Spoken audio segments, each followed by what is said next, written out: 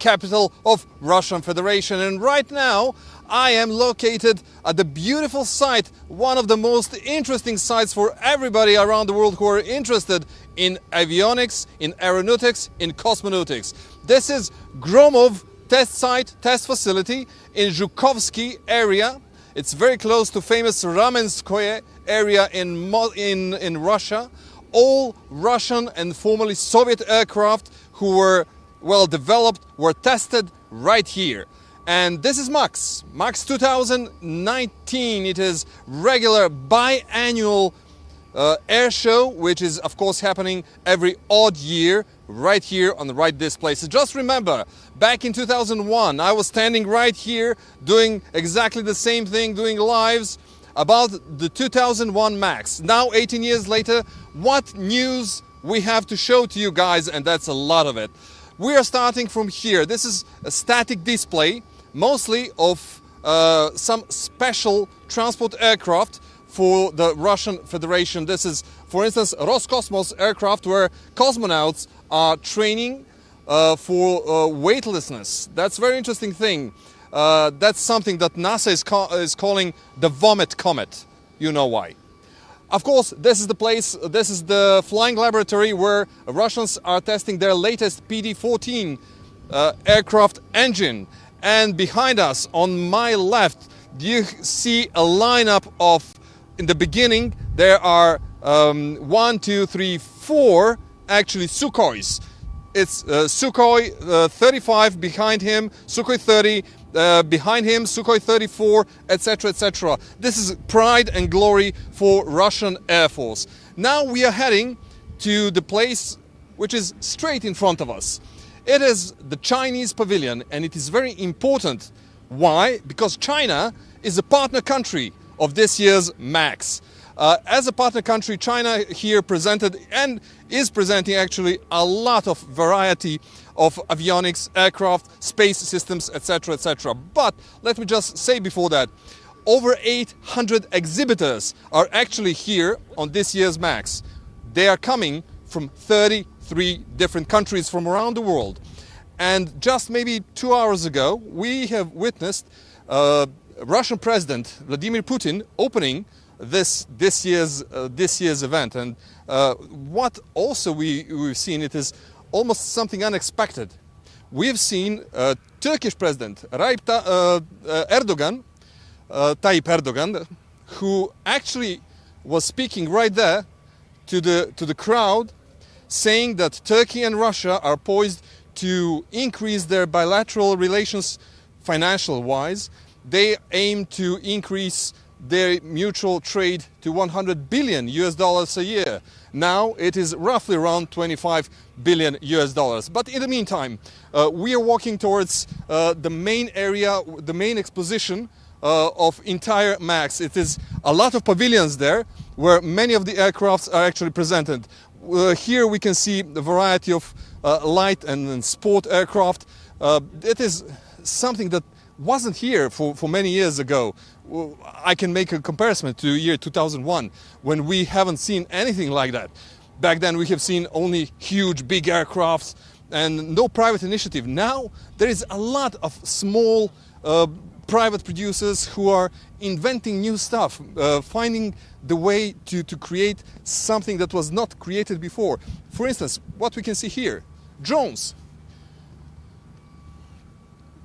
Variety of drones are actually, should we say, in the focus of this year's MAKS.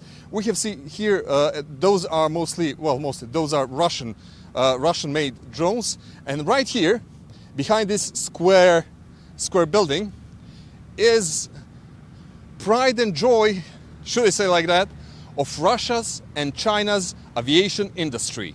It is the CR929 wide-body airliner. Right inside, it is presented for the first time full-scale mock-up of pilot's cabin and part of passenger's cabin. But apparently, I don't think we will be. It looks like we won't be allowed to cross there, since President Putin and President Erdogan apparently are right there visiting I think you can come a little bit closer there. Yeah, so we'll have to wait until the two presidents finish their visit to both CR929 and Chinese Pavilion. Okay, nevertheless, we'll make a U-turn around here and we will try to show you something else. Let's try to give you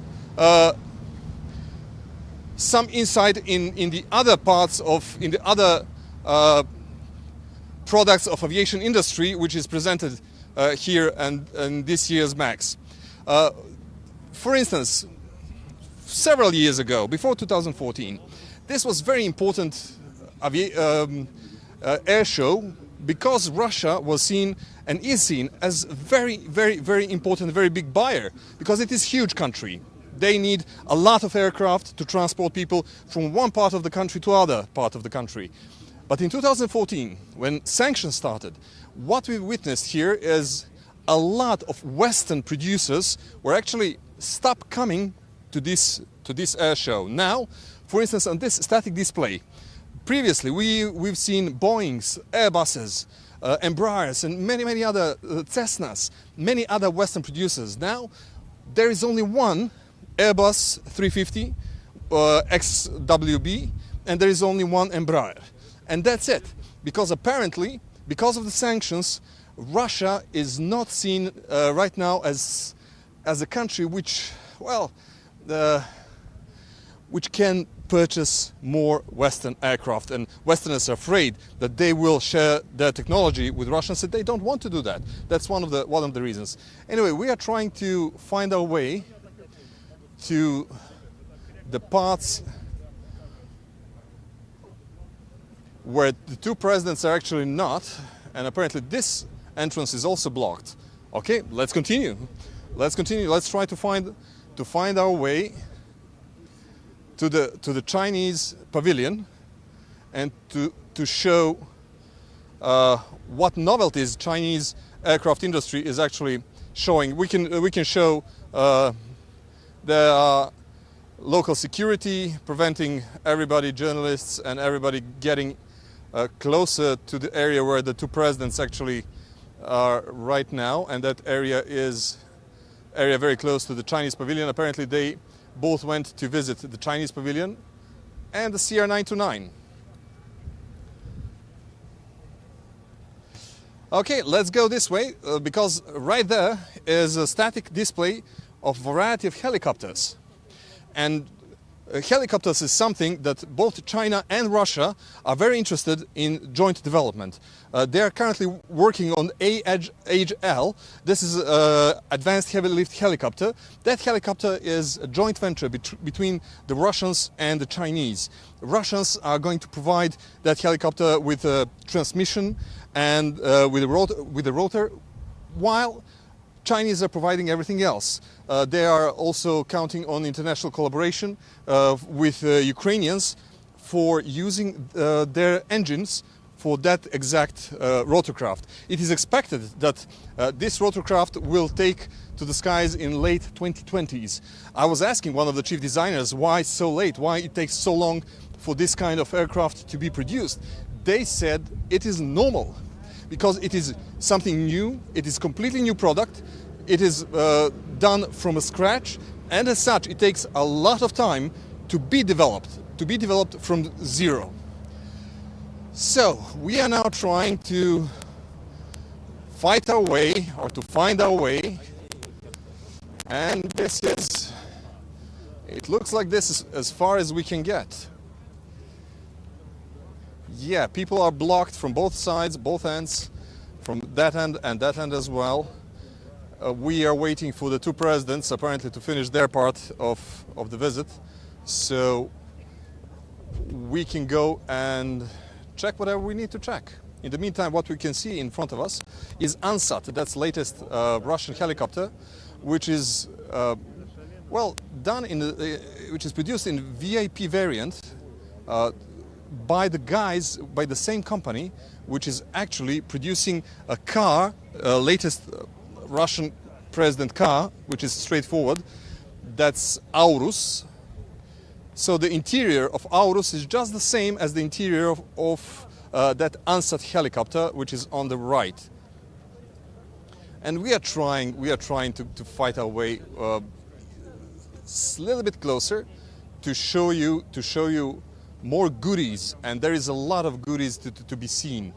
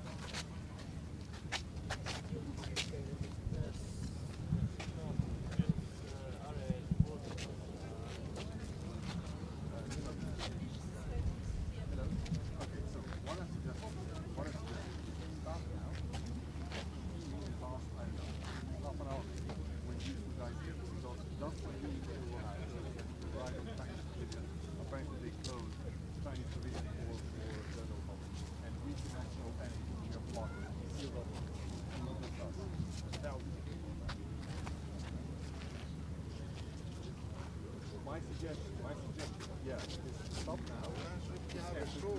Restart in about 15 minutes, half an hour tops.